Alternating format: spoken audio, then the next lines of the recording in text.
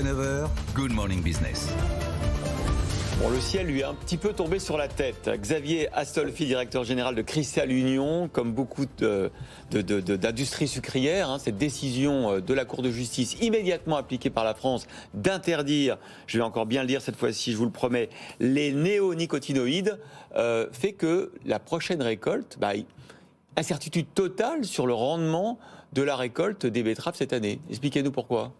Alors tout d'abord, je vais présenter Cristal Union très rapidement. Ouais. Nous sommes une entreprise coopérative détenue par nos 9000 adhérents coopérateurs, tous planteurs de betteraves. Donc nous avons un intérêt lié.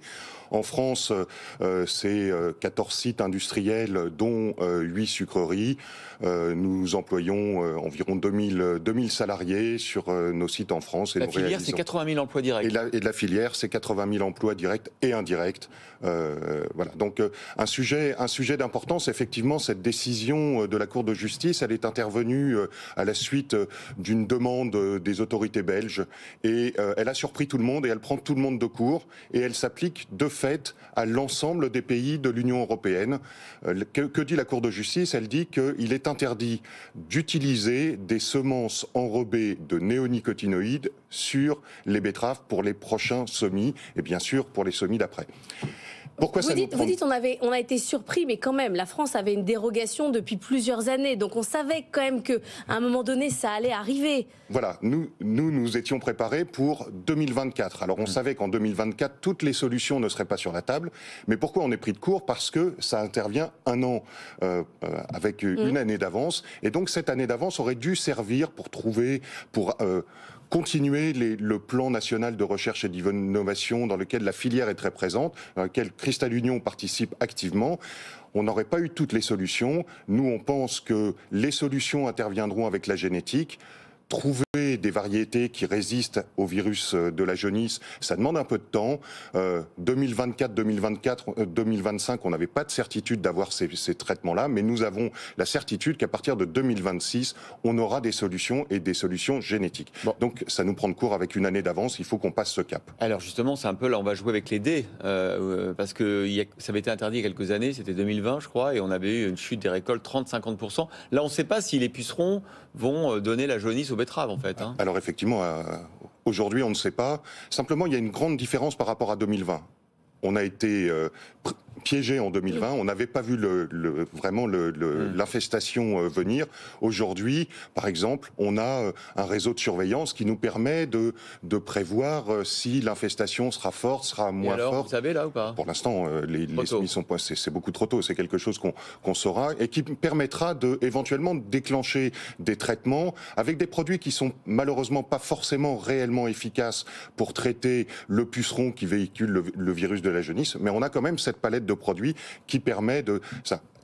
Couplé avec l'observation, ça permet de traiter à bonne date et d'apporter des solutions, certes partielles, mais d'apporter quelques solutions techniques à nos planteurs de betteraves. En gros, en France, l'industrie de la betterave a 1 an et demi, 2 ans difficiles à passer, et pendant ce temps-là, l'Allemagne, elle peut continuer, parce que les techniques sont pas les mêmes. Les techniques, les produits sont pas les mêmes. Que va-t-il se passer si nous connaissions effectivement la catastrophe que nous avons connue en 2020? Je vous rappelle une perte de rendement sur l'ensemble de la seule betteravière française de 30%. Qu'est-ce qui s'est passé? Eh bien, le sucre qui a manqué dans la production française, il a été importé. Il a été importé de pays qui n'ont pas forcément les mêmes règles environnementales, qui sont très strictes. Ils peuvent vaporiser, eux, nous on peut pas le faire. Voilà. Mais pourquoi? Parce que la décision de la Cour de justice, c'est une décision européenne. Pourquoi est-ce que c'est pas la même chose pour tout le monde? Parce que cette décision de la Cour de justice, elle ne concerne que l'enrobage des betteraves et pas les traitements foliaires. Pourquoi vous pulvérisez pas, vous? Parce que les néonicotinoïdes, c'est toujours aussi difficile à prononcer, les néonicotinoïdes sont interdits par la loi en France depuis 2016 et ça a été réitéré en 2018. Donc on lave plus blanc que les Allemands. On a lavé plus blanc que les Allemands. Marc Fesneau a annoncé des aides, mais en fait, qu'est-ce qu'on peut faire d'autre? C'est tout. C'est-à-dire que en cas de perte, on va indemniser. On n'a rien d'autre à faire pour les 2 prochaines années. Et malheureusement, nos adhérents planteurs de betteraves, nos coopérateurs, les seuls actionnaires, eux, ils ne font pas de la culture de la betterave pour être indemnisés, ils font de la culture de la betterave pour être rémunérés sur leurs produits. Donc bien sûr, nous allons les accompagner. Bien sûr, l'annonce de Marc Fesneau est importante de pouvoir indemniser, compenser les manques de produits.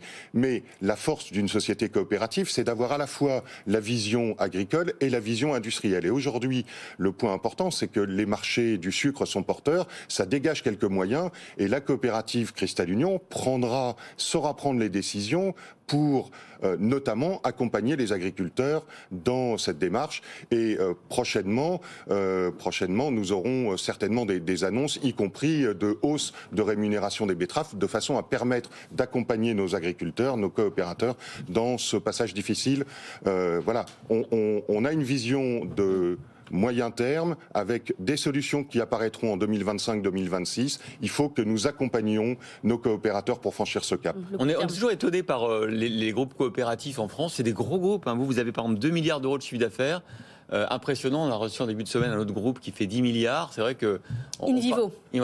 C'est vrai que c'est des mastodontes en fait. Voilà, nous sommes c'est assez peu connu, mais l'industrie sucrière est une industrie lourde qui nécessite des capitaux, et c'est toute la force de la coopérative, c'est que ce sont les adhérents, les planteurs de betteraves qui ont mis de côté, qui ont investi dans leur outil de transformation. Et effectivement, nous traitons des gros volumes. Quand on traite pour Cristal Union, c'est 12 millions de tonnes de betteraves. C'est un chiffre très important. C'est 12 millions de tonnes de betteraves qu'il faut accompagner. Il faut accompagner nos 9000 adhérents coopérateurs pour passer le cap. Merci Xavier Astolfi, directeur général de Cristal Union, d'avoir été notre invité.